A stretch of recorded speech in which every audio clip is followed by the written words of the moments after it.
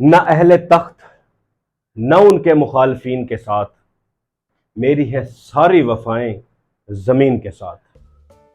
کہ المیہ یہ نہیں کہ مہنگائی بہت بڑھ گئی ہے، المیہ یہ نہیں کہ بے روزگاری بہت بڑھ گئی ہے، المیہ یہ بھی نہیں کہ آزادی محدود ہو گئی ہے۔ ہمارا سب سے بڑا مسئلہ یہی ہے کہ جب ہم کسی کی تعریف کرنے لگتے ہیں تو ایک دم سے اس کو فرشتہ بنا دیتے ہیں، ایک دم سے اس کو مسیحا بنا دیتے ہیں، اور جب ہم کسی کی مخالفت کرتے ہیں تو اس کو ہم اتنا ڈبوتے ہیں کہ گالم گلوچ کرنے لگتے ہیں، بدتمیزی کرنے لگتے ہیں، یہاں تک کہ اس کی نجی زندگی کو نہیں چھوڑتے، یہاں تک کہ اس کی پرائیویٹ زندگی کو نہیں چھوڑتے، یہاں تک کہ اس کے گھر کی فیملی کو نہیں چھوڑتے، اس کے بچوں کو نہیں چھوڑتے، اس کی بیوی، اس کی اولاد کو نہیں چھوڑتے، ان تک ہمارے جو ہے نا وار جاتے ہیں، زبان کے وار جاتے ہیں، یہاں تک کہ ہم نے دیکھا ہے کہ ہم ان کو گالیاں تک دیتے ہیں، جو ہماری قوم کا سب سے بڑا المیہ ہے۔ اور ہم اسی وجہ سے اپنے لیڈر کی غلط باتوں کو صحیح کہنے کی وجہ سے کبھی صحیح بات کی طرف بڑھ نہیں سکتے۔ جب آپ اپنے ہی لیڈر کی غلطی کی نشاندہی نہیں کریں گے تو آپ کا لیڈر اس غلطی کو سدھارے گا کیسے؟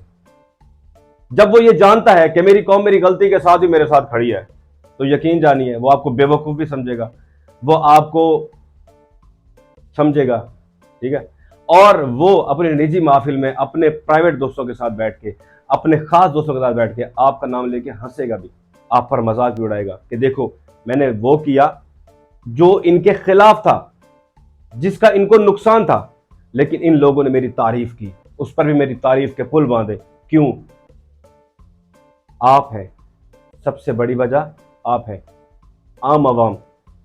خدا را اپنے لیڈر کو غلط جگہ پہ ڈیفینڈ کرنا چھوڑیے۔ اور جو لوگ، آج میری ویڈیو کا جو خاص ٹاپک تھا وہ ہے 14 اگست۔ میں کافی دیر سے دیکھ رہا ہوں کہ جب سے 1 اگست آئی ہے، سوشل میڈیا پہ لوگ پوسٹ لگا رہے ہیں کہ ہماری کوئی آزادی نہیں، ہم اس کو نعوذ باللہ بلیک ڈے منائیں گے۔ میں نے دیکھا کہ ایک بے وقوف گھٹیا آدمی جس نے پاکستانی پاسپورٹ کو پھاڑا، نعوذ باللہ استغفر اللہ۔ میں نے دیکھا ایک ایسا آدمی، گھٹیا آدمی، میں ایسے لوگوں کو گھٹیا ہی بولوں گا، جس نے پاکستان کے پاسپورٹ کو جلایا اور اس نے کہا نعوذ باللہ، مطلب بدتمیزی کی، گالیاں دیں، اور اس نے ویڈیو اپلوڈ کی کہ میرا پاکستان سے کوئی تعلق نہیں، میں اب کبھی پاکستان نہیں جاؤں گا۔ او بھائی، کون لوگ ہو آپ؟ کیا مقصد کیا آپ کا؟ کیا آپ سمجھتے نہیں وفا کیا ہوتی ہے؟ آپ کو کسی نے پڑھایا نہیں، سمجھایا نہیں؟ کس چیز کی تعلیم لی آپ نے ساری زندگی؟ کہنا کیا چاہتے ہیں؟ انتشار پھیلانا چاہتے ہیں؟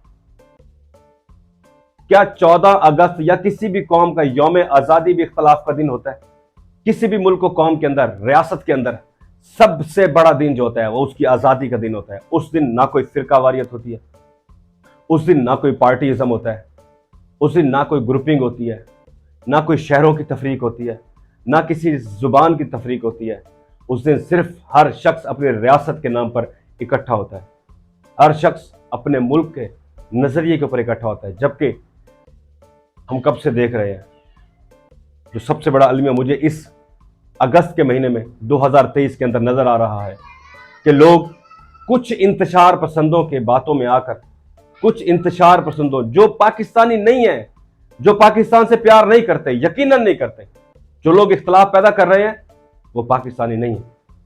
اگر وہ پاکستانی ہے تو پاکستان کے ہمدرد نہیں ہے، کیونکہ جو پاکستان کا ہمدرد ہے وہ کبھی بھی پاکستان کی املاک کو نہیں جلائے گا، پاکستان کے جھنڈے کو نہیں جلائے گا، پاکستان کے جھنڈے کی بے حرمتی نہیں کرے گا، اور کبھی بھی یہ بات نہیں کرے گا کہ ہمیں پاکستان نے کیا دیا اور ہم یہ بلیک ڈے منائیں گے۔ ایسا بالکل نہیں ہے۔ ہمارا المیہ سب سے بڑا یہ ہے کہ ہماری سوچ محدود ہو چکی ہے۔ ہم ہمیشہ سے لوگوں کے ہاتھوں استعمال ہوتے آئے ہیں۔ ایسے شخص جو آپ کو بھڑکا رہے ہیں، غصہ دلا رہے ہیں، وہ آپ کے دوست نہیں۔ ہمارا المیہ سمجھیے، ہماری سوچ محدود ہو چکی ہے۔ ہم دوسروں کے ٹرینڈز کے اندر زبردستی شامل ہو رہے ہیں۔ ہمیں پروپیگنڈا کر کے اس ٹرینڈز کے اندر، ان چیزوں کے اندر، غلط چیزوں کے اندر دھکیلا جا رہا ہے، اور ہم اس کو اپنا فخر سمجھ کے، اپنا کسی قسم کا احتجاج سمجھ کے اس میں شامل ہو رہے ہیں، جبکہ یہ طریقہ نہیں۔ ملک سے محبت، ملک سے وفاداری اور ملک کا خیال اس طرح نہیں کیا جاتا۔ یاد رکھیے جو بھی لوگ یہ سب کر رہے ہیں وہ ملک کے ہمدرد نہیں ہو سکتے، اور جو ان کے ساتھ دانستگی یا غیر دانستگی طور پر ان کے ساتھ شامل ہو رہے ہیں وہ لوگ کبھی بھی آپ کے ہمدرد نہیں ہو سکتے، کبھی بھی ملک کے ہمدرد نہیں ہو سکتے۔ اور میری عام عوام سے گزارش ہے، خدا را اس پروپیگنڈے کا حصہ مت بنیے، خدا را اس انتشار کا حصہ مت بنیے۔ آپ یقیناً اس انتشار میں اس کا حصہ بن کے آپ کسی اور کے ایجنڈے پر کام کر رہے ہیں، پاکستان کے ایجنڈے پہ نہیں، اور نہ ہی اپنے لیڈر کے ایجنڈے پہ۔ میں جس سیاسی پارٹی کو ٹارگٹ کر رہا ہوں وہ سمجھ رہے ہیں میری بات۔ خدا را تمام سیاسی پارٹیوں سے گزارش ہے، تمام سیاسی پارٹی کے ورکرز سے گزارش ہے کہ اپنے انداز کو، اپنی بحث کو، اپنے مکالمے کو، اپنے ڈسکشن کو علمی بنائیں، اپنی باتوں کے اندر دلائل لائیں، اپنی باتوں کے اندر ثبوت لائیں۔ جب اپنے لیڈر کا ڈیفینڈ کریں تو کام کی بات سے کریں، جب اپنے لیڈر کا ڈیفینڈ کریں تو ثبوت سے کریں، اس کے عمل سے کریں، اس کی باتوں سے کریں، اس کے سٹیپس سے کریں، نہ کہ آپ دوسرے کو گالیاں دیں، دوسرے کو کہیں کہ وہ مطلب اب میں وہ الفاظ نہیں دہرا سکتا جس طرح کے الفاظ ہماری قوم تمام سیاسی پارٹیوں کے ورکرز استعمال کر رہے ہیں۔ کسی ایک پارٹی کا قصور نہیں، تمام سیاسی پارٹیوں کے ورکرز وہ الفاظ استعمال کر رہے ہیں جو میں اس وقت کیمرے کے اوپر نہیں دہرا سکتا۔ یہاں پہ مجھے ایک امام شافعی رحمۃ اللہ علیہ کا ایک کال یاد آ رہا ہے، وہ کہتے ہیں جب میری کسی سے بحث ہوتی تو میں یہ دعا کرتا کہ یہ شخص بحث جیت جائے۔ جب میری کسی سے بحث ہوتی تو میں یہ دعا کرتا دل میں کہ یہ شخص مجھ سے بحث جیت جائے اور میں اس کی بات سے اتفاق کر لوں۔ سو خدارا مسائل کو جڑ سے پکڑیے، مسائل کے اصلی جڑ تک جائیے اور اس کو جڑ سے ختم کرنے کی کوشش کیجیے۔ اسی کو کہتے ہیں علم، اسی کو کہتے ہیں علمی بات۔ علمی اختلاف کیجیے اور علمی جواب لیجیے اور پھر اس کو عمل کے اندر لے کر آئیے، اس کا سلوشن ڈھونڈیے اور اس کو عمل کی طرف لے کر آئیے، نہ کہ صرف باتوں، گالم گلوچ، نازیبہ حرکات، نازیبہ باتیں اور نفرتیں پھیلائیں۔ نہیں، اس سے مسئلے کا حل نہیں، اس سے مسئلے بڑھنے ہیں، یقیناً اس عمل سے مسئلے بڑھیں گے۔ سو پلیز اسی کے ساتھ ہی اپنے ہوسٹ اے رحمان نوح کو اگلی ویڈیو کے لیے اجازت دیجیے۔